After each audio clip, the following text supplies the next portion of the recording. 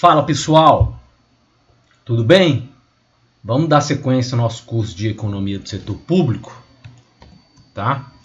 E aí lembrando, na última aula, a gente viu questões relativas aos fundamentos econômicos por trás da corrupção, tá?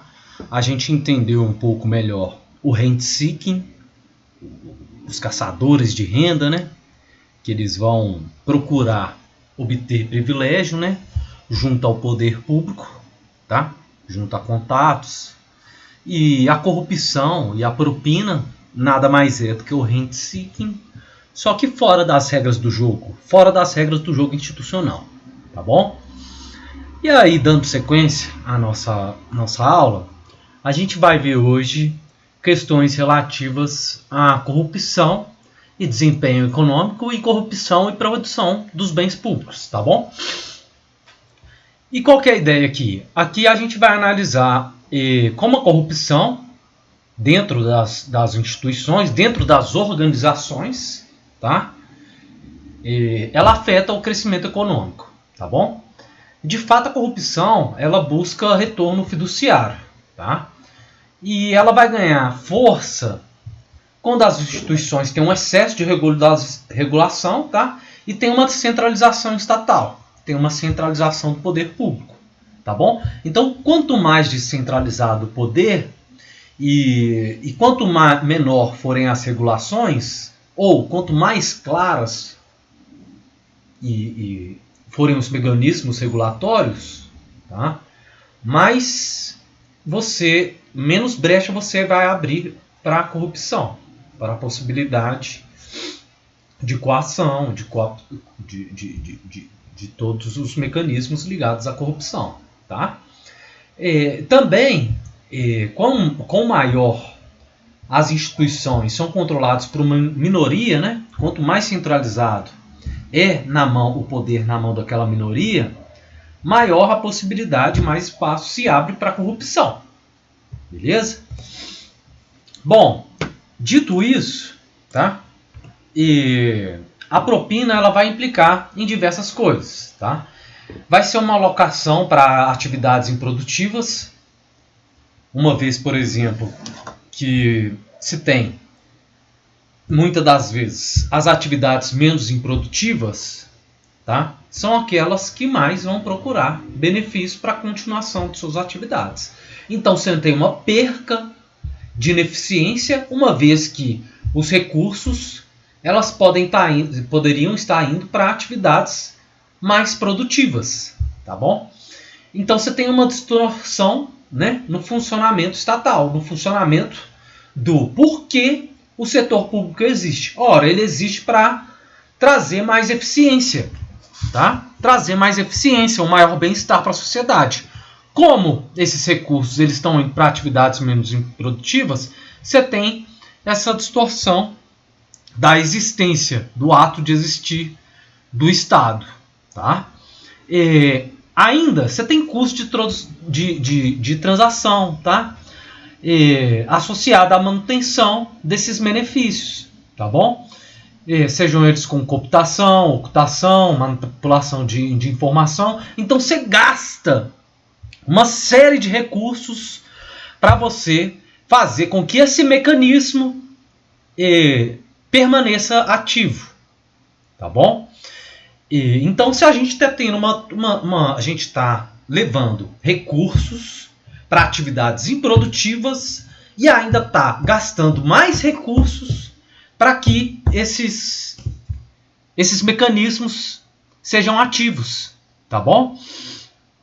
Bom, e ainda a corrupção ela pode restringir o crescimento econômico. Então a gente vai ficando cada vez mais pobre, tá? Então esses custos informacionais, tá?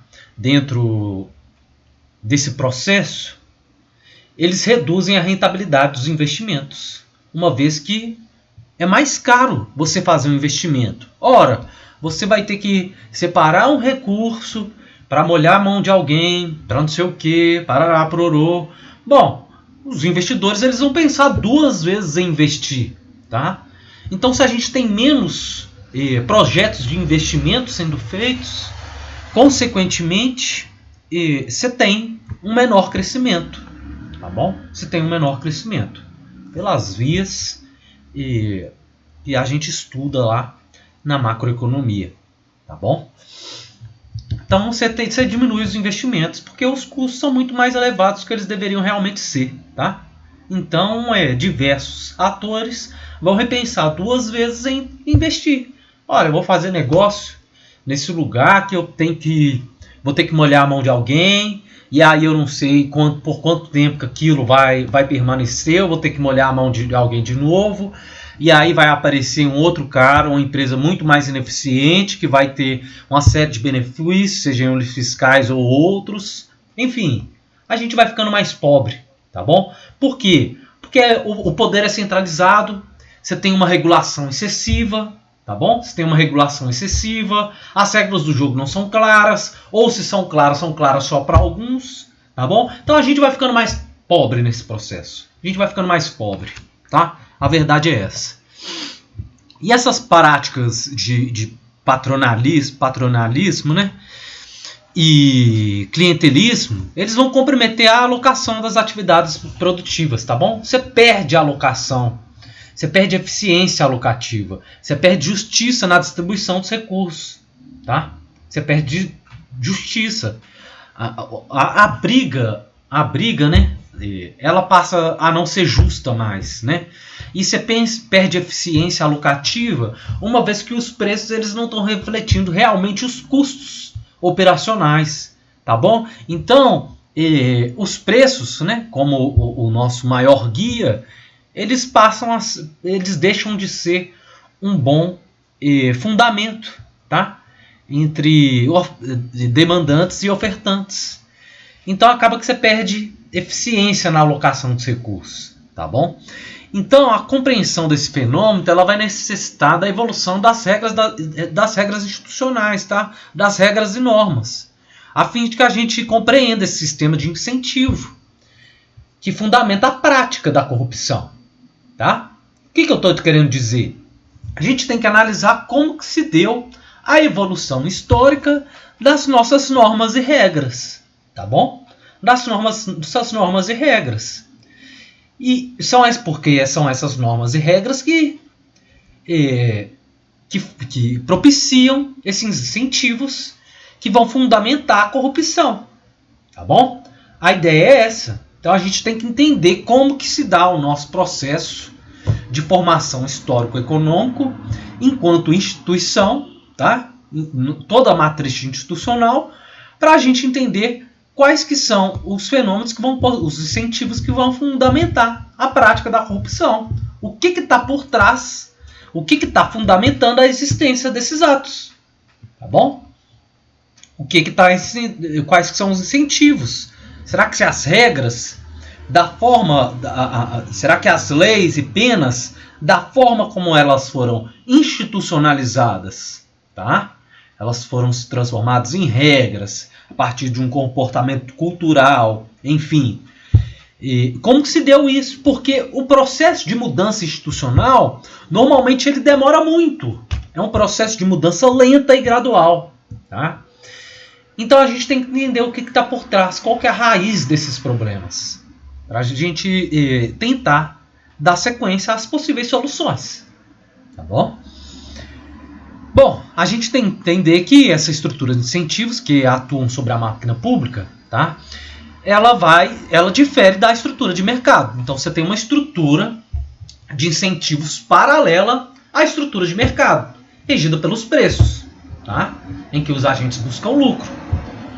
E, na verdade, as escolhas públicas passam a ser intrinsecamente falhas, tá? A economia política, nesse caso, ela vai tentar responder como que a atuação do agente público ela pode ser comparável à atuação do agente privado. Será que elas são iguais? Será que elas têm certa equivalência? Tá bom? Da mesma forma, a decisões públicas, por exemplo, elas possuem as mesmas características de decisões privadas, tá? A autonomia burocrática nos moldes da autonomia privada, ela é viável, tá? A burocracia, ela tem a mesma característica, tem jeito da gente tratar organismos estatais da mesma forma que a gente trata organismos privados, tá bom? A gente tenta responder essas questões, tá? No caso, a gente tem que entender que não tem neutralidade nas decisões públicas, tá bom? Sempre vai estar havendo aquele cabo de guerra, em que os agentes eles estão procurando benefícios, tá bom? Eles procuram seus benefícios. E a própria organização e gestão e elaboração do orçamento público, ele é um processo. Ele é um processo técnico e ainda mais é um processo político, tá? Então, naquele embate político todo que a gente vai tentar entender, são eles que vão voltar às normas e regras nos quais o orçamento público ele vai funcionar, ele vai ser alocado, tá bom? E no caso não tem neutralidade nessas decisões que estão por trás, que estão movendo os agentes econômicos, tá bom? Então a presença do Estado fiscal ela vai permitir que a alocação política dos recursos econômicos eles sejam escassos. Então você tem escassez na alocação política dos recursos econômicos, tá bom? E no caso a gente vai entrar nesse paradoxo de Arrow, no qual a ordenação individual das preferências não vai permitir a ordenação coletiva racional, tá? Você tem certa intransitividade.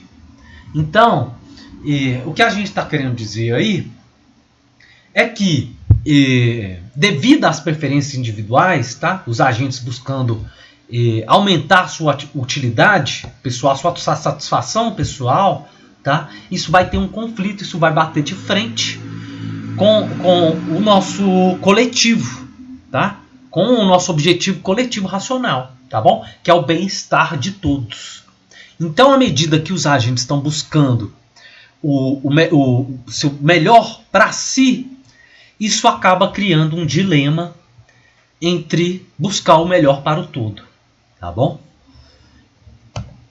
Bom, e no caso não vai existir um estado gerencial puro, tá? Não vai existir um estado gerencial puro. A gente vai ter grupos de pressão organizados, buscando rent-seeking, tá? Desenvolvendo uma atividade parasita junto ao Estado, tá?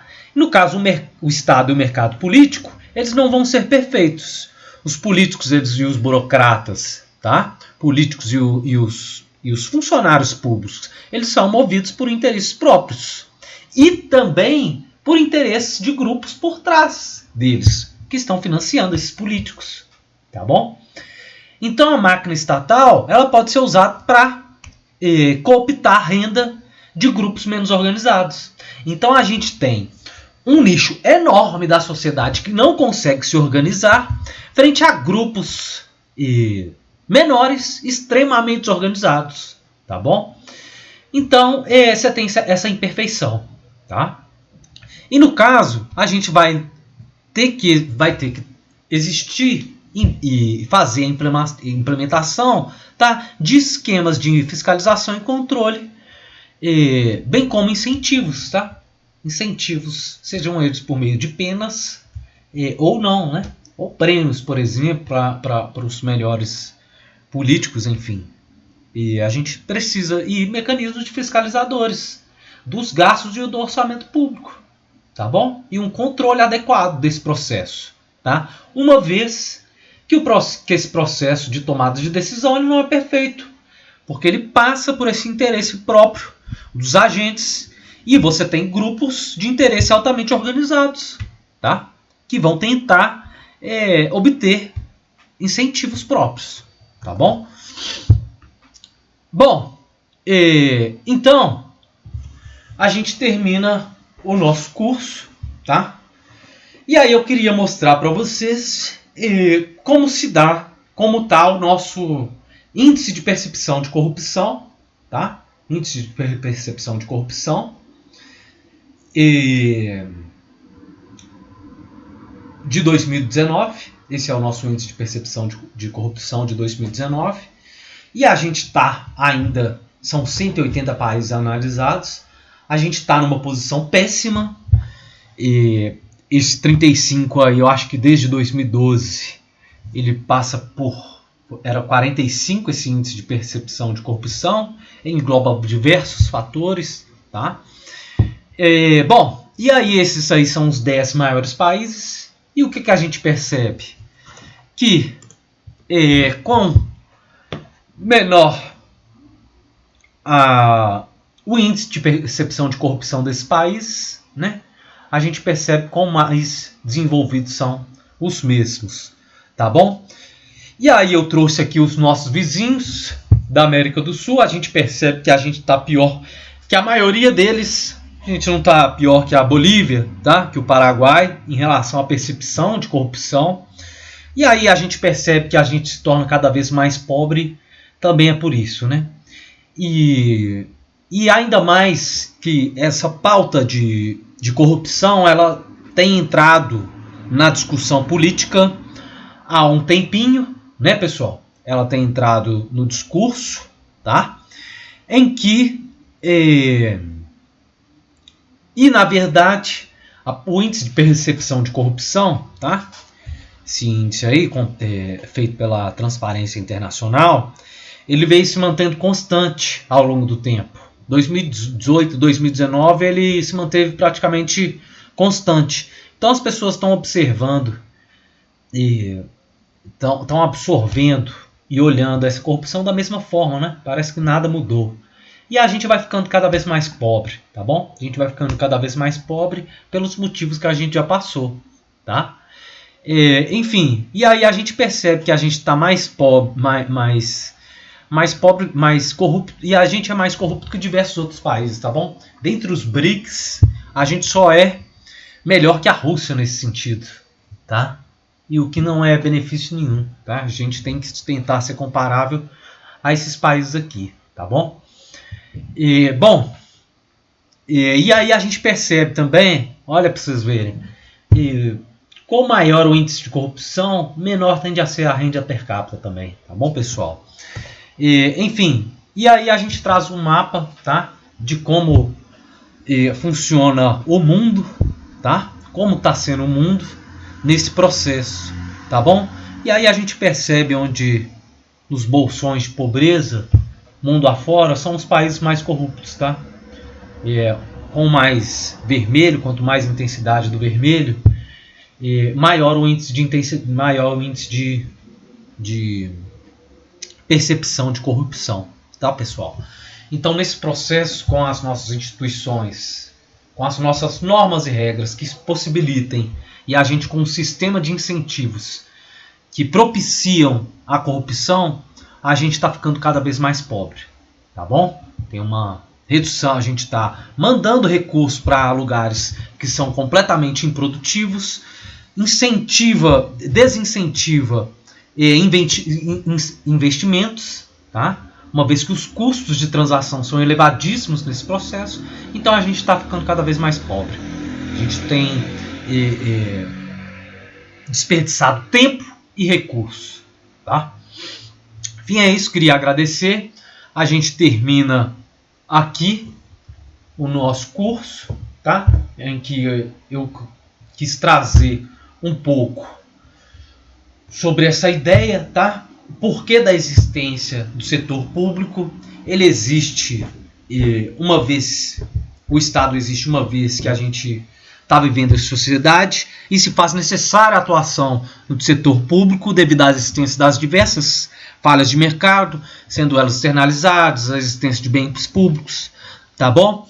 E aí o Estado ele tem diversas formas de atuar, ele tem diversas funções, sejam elas alocativas, distributivas, enfim.